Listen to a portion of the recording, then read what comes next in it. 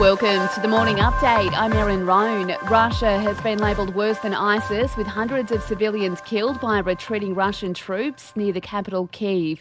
Ukraine's Foreign Minister Dmytro Kuleba says they found mass graves and evidence of executions. Without an exaggeration, by what we've seen in Bucha and vicinity, we can conclude that Russia is worse than ISIS. It's in the scale and the ruthlessness of the crimes committed.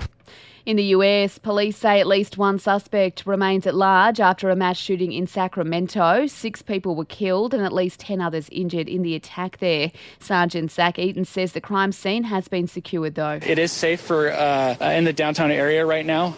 We have a lot of, as the chief said, there's a lot of officer presence down here, a lot of law enforcement presence down here. There's outside agencies that have been out here helping us. Back home, a slight rise in support for the coalition off the back of last week's federal budget. According to the latest Newspoll, it's up 1 point on a two-party preferred basis, but still trails Labor 46 to 54.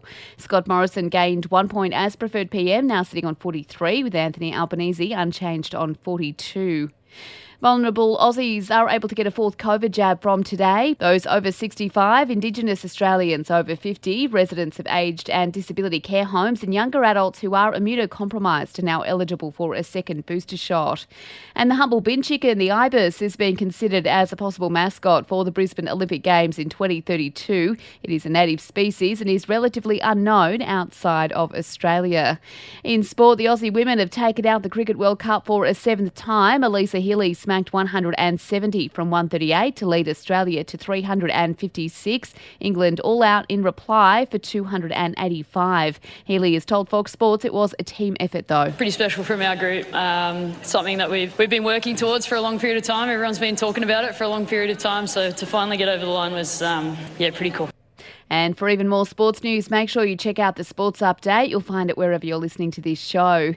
In entertainment news, and K-pop sensations BTS are temporarily stepping away from music. They'll be serving in the South Korean army for 18 months, as is the requirement in their country for men aged between 18 and 28.